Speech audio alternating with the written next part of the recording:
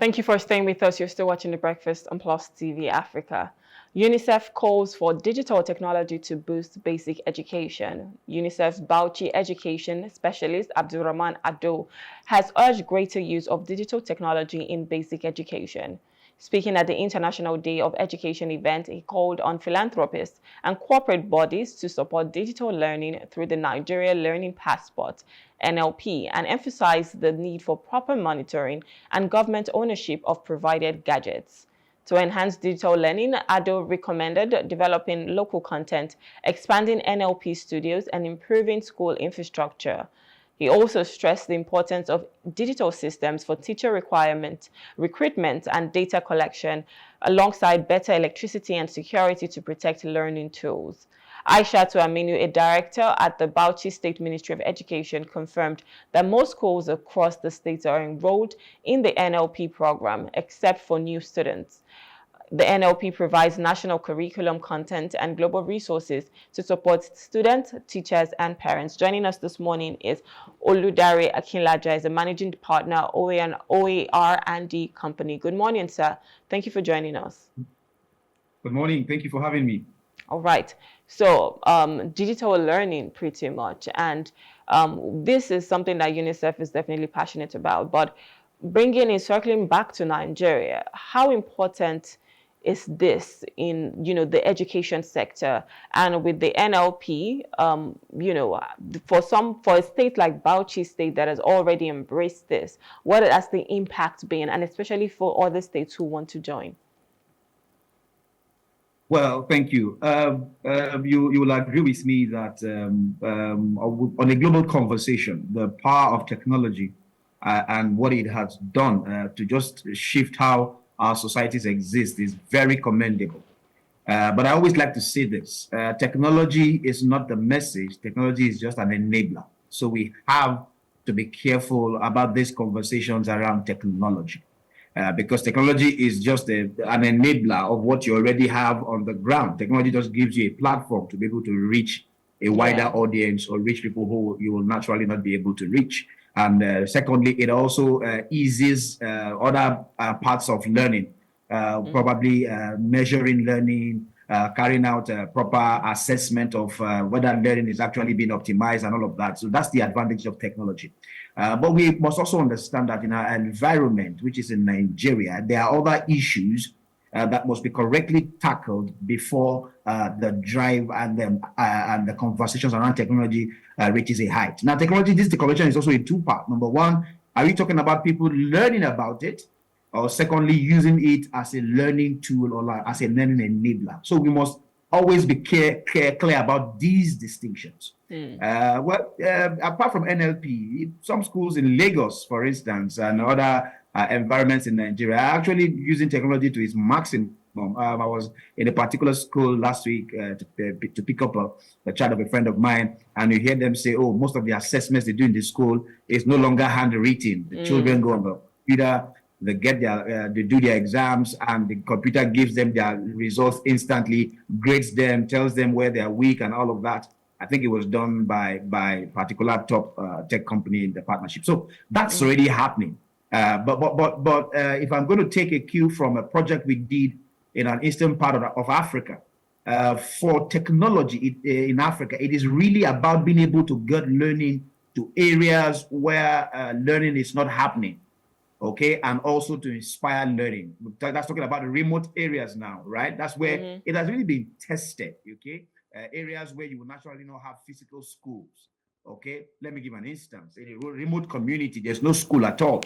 And, the government is, instead of us building schools, why don't we do a small learning pod, like a caravan kind of thing, and put computers there, and children come there every day to interact with learning globally. You don't have to recruit multiple teachers. You don't have to recruit people to, So we need to ask ourselves, at what point do we want technology? What is it solving? We have to have a clear framework as to the end-to-end of why we really need technology. Because just shouting technology is not enough. Technology is just an enabler. What is this technology going to be enabling?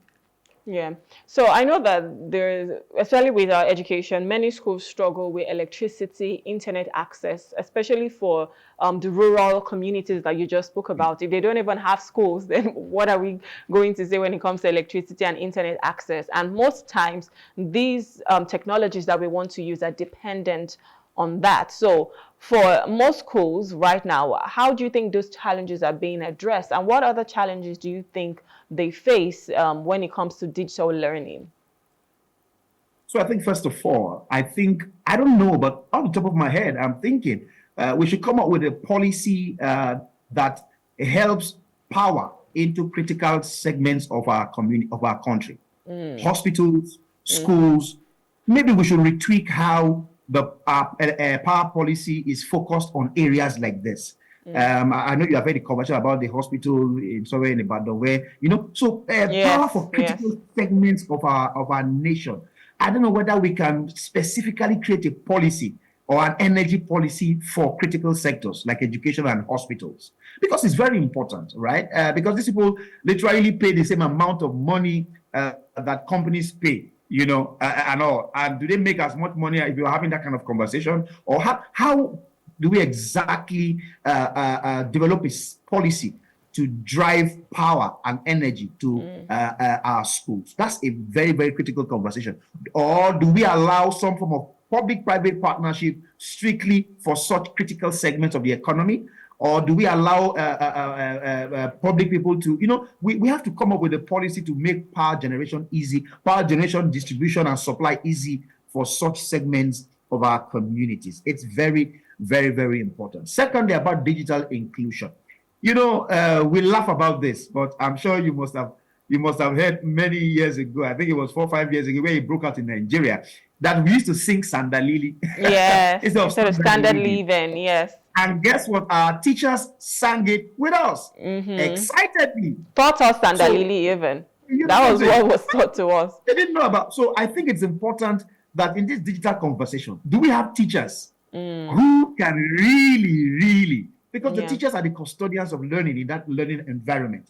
Are they trained? Are they prepared to serve as intermediaries between children and this technology? It is very important. I know I've been trying not to mention me, but maybe I will. Microsoft and Google always does this educators training for digital and all of that for teachers. I think it's very, very important. And you see, we always focus on maybe Lagos, Abuja, or centers where we have some form of. I don't want to discriminate, but we need to begin to look far and wide. How do we train the teachers in my village to be able to use digital technology? We need to scale that training to be able to meet multiple frontiers in our environment. All right. So with this now, what is the vision? How do you think Nigeria can upskill? Because of course you just spoke about teachers as well, but even with corporate bodies, because the UNICEF has spoken about, philanthropists, corporate bodies coming to partner with this. How do you think we can upskill with because education is important? And like the last conversation I had with you, we're talking about having to reduce poverty, because you give these kids a fighting chance to be able to reduce poverty. And in a world that has embraced technology as it is, they need to have that level playing field so that anywhere I find myself in the world, I can also compete. So how do you think philanthropists, corporate bodies, everybody, public, private, whatever partnership is it, how can we come together to ensure that this is a goal that is being achieved? Well, so I'm going to say this to answer your question. Companies pay what they call education tax. I'm sure we know companies pay that. Yeah. And one of the things I've found out is that because companies pay that, sometimes when you then go meet them for education issues, they're like, but we're doing this and paying this education tax, and it's kind of compulsory, and they pay. So, so any company that's really doing an extra in education issues is really just doing an extra, probably because of the love of probably the founder or the CEO or the board members who are interested in education. I think that education tax issue, we need to recalibrate how the money is implemented and where it is implemented to, and all of that, because companies pay it. I'm sure if you check your organization, it is there, an education tax, and you must pay it. So after I'm done paying that, you then come again and tell me to sponsor education issues. You see, so that's really a challenge. So we need to rework that policy. I don't know how we're going to rework it to be able to say how can companies. I don't know. I'm not a policy designer, so I'm not going to. I'm a policy designer, but maybe when they call for my for my help, I'll be able to talk about that. But it's important. So, but other companies are trying. So I think we should also have more companies focus on it. And the issue too is that, for education, sometimes the rewards are not instantaneous. The rewards are not, you can't see the rewards tomorrow. You can't see the rewards today. It has to be somebody who has a heart for it and a heart for what it is. And whether you will like it or yes, education is very expensive. Critical infrastructure, end to end, it is expensive, and sometimes you might not be able to see the feedback for 5-10 years if you start today, as the case may be. So, but we need to speak more to companies and philanthropists to say, you know what, put back into education. Secondly, we need to start to get diaspora involvement. We need to get people in diaspora to invest more in education. I'll tell you this. Some of the things that stops diaspora people from investing in the education is having their fingers burnt at various moments.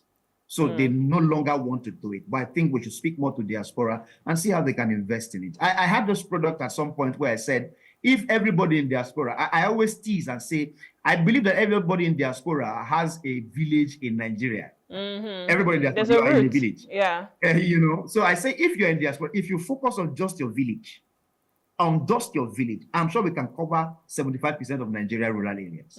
If people in diaspora focus on just their villages and see how they can invest in quality education in their villages. So I think it's important to also get diaspora engagement and see how we can begin to, I don't want to say cajole, but also speak to more companies to say, you know what, you can do more than the 2% education tax. I think that's what it is. And you see, invest more into education. It can even be part of, the CSR thing that they do. But it's important that we really, really look at, because education is critical. It's a critical sector for every nation building. And so these are the leaders of tomorrow, like we like to say. So if we're not going to be investing in their tomorrow, then what's going to happen? But hopefully, especially our early child education. Yes. I 1 to 6 year old or to 7. I can't understand how we're not in crisis mode for our early child education. Anyways, this is where we have to wrap it up right now. Thank you so much, Dr. Oludare, for coming. It's always a pleasure having you. Thank you for having me. Thank you. Have a wonderful weekend. Thank you, and you too. All right, so I'm speaking with Dr. Oludare Akinlaja. He's the managing partner at OAR&D Company, and we've just been speaking on the fact that UNICEF calls for technology to boost our basic education in Nigeria. This is where we have to wrap it up on the show today. Thank you so much for having the breakfast with me. My name is Rume Paulson. I'll see you again on Monday. Have a wonderful weekend. Good morning.